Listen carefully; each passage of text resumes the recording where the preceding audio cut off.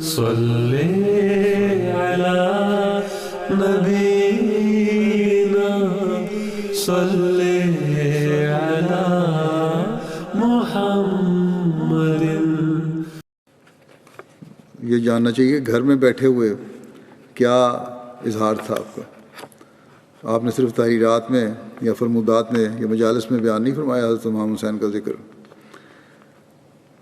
یا حضرت صلی اللہ علیہ وسلم کے خاندان سے محبت کا اظہار ظاہری طور پر نہیں کیا، بلکہ گھریلو مجلس میں بچوں کے ساتھ بیٹھ کر بھی جذبات کا اظہار کیا۔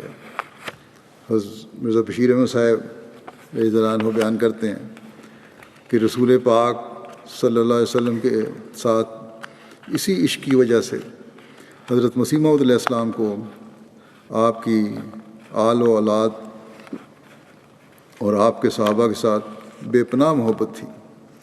چنانچہ ایک دفعہ جب محرم کا مہینہ تھا اور حضرت مسیح موعود علیہ السلام اپنے باغ میں ایک چارپائی پر لیٹے ہوئے تھے، آپ نے ہماری ہمشیرہ مبارکہ بیگم سلمہ اور ہمارے بھائی مبارک احمد مرحوم کو، جو سب بہن بھائیوں میں چھوٹے تھے، اپنے پاس بلایا اور فرمایا آؤ میں تمہیں محرم کی کہانی سناؤں۔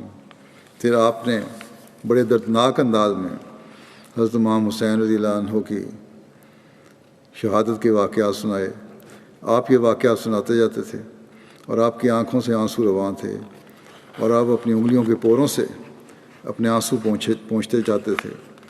اس دردناک کہانی کو ختم کرنے کے بعد آپ نے بڑے کرب کے ساتھ فرمایا یزید پلید نے یہ ظلم ہمارے نبی کریم کے نواسے پر کروایا، مگر خدا نے بھی ان ظالموں کو بہت جلد اپنے عذاب میں پکڑ لیا۔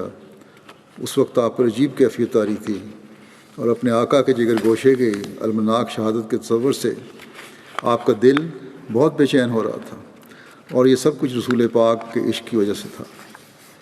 اس بارے میں خود حضرت نواب مبارکہ بیگم صاحبہ بیان فرماتی ہیں۔ ایک جگہ کہتی ہیں اسی واقعے کو، کیونکہ ان کے ساتھ یہ ہوا تھا، کہتی ہیں آپ باغ میں چرپائی پر لیٹے ہوئے تھے، حضرت مسیح علیہ السلام، میں اور مبارک ایک کشفہ آپ کو دکھلانے کے لیے لائے، پکڑا، آپ نے فرمایا آؤ تمہیں، اس کو تو نظر انداز کیا، اور پھر فرمایا کہ میں تمہیں محرم کی کہانی سناؤں۔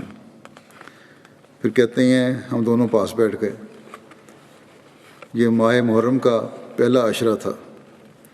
آپ نے شہادت حضرت امام حسین علیہ السلام کے واقعات سنانا شروع کیے۔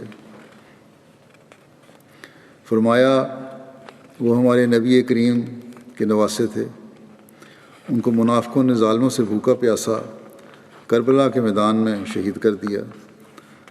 پھر فرمایا، پھر حضرت مسیح السلام کو بیان فرما رہی ہیں، فرمایا اس دن آسمان سرخ ہو گیا، اس دن آسمان سرخ ہو گیا تھا۔ 40 روز کے اندر قاتلوں ظالموں کو خدا تعالیٰ کے غضب نے پکڑ لیا۔ کوئی کوڑی ہو کر مرا، کسی پر کوئی عذاب آیا اور کسی پر کوئی۔ یزید کے ذکر پر یزید پلید فرماتے تھے۔ کافی لمبے واقعات آپ نے سنائے۔ حالت یہ تھی کہ آپ پر رکت آ رہی تھی، آنسو بہنے لگتے تھے جن کو اپنی انگشت شہادت سے پہنچتے جاتے تھے۔ اس ظلم کی داستان کو جب انسان سنتا ہے تو رونگٹے کھڑے ہو جاتے ہیں۔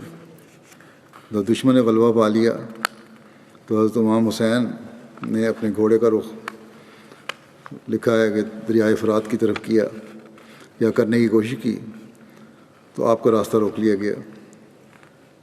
ایک شخص نے آپ کو تیر مارا جو آپ کی ٹھوڑی کے اوپر لگا، یہاں آ کے بڑا زخم گہرا ہو گیا۔ پھر حملہ آوروں نے مزید حملے کیے اور آپ کو حملے کر کے شہید کر دیا۔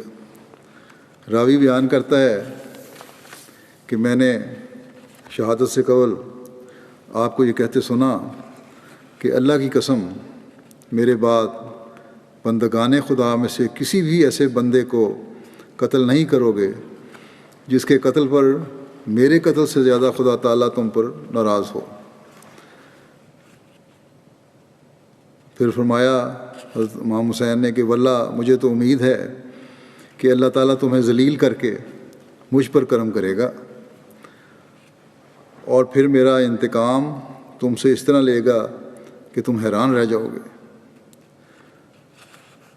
ان ظالموں نے آپ سے اور آپ کے خاندان سے کیا سلوک کیا؟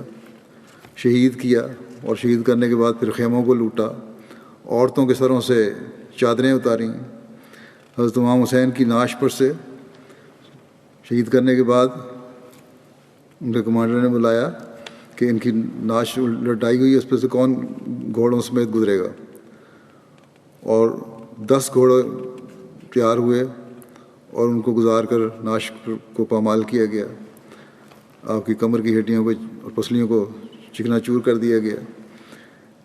ایک روایت کے مطابق آپ کے جسم پر 33 زخم نیزے اور 43 زخم تلوار کے تھے، اور تیروں کے زخم اس کے علاوہ تھے۔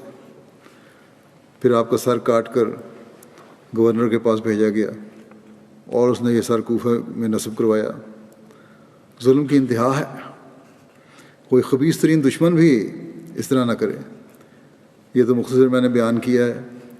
جب حضرت مسیح علیہ الصلوۃ والسلام بیان فرما رہے تھے تو اس وقت اس واقعے پہ آپ غم سے آنسوؤں کی جھڑی لگی ہوئی تھی۔ بس کس طرح کہہ سکتے ہیں کہ ہم نعوذ باللہ خاندان نبوت سے محبت نہیں کرتے یا اس کا ادراک نہیں رکھتے؟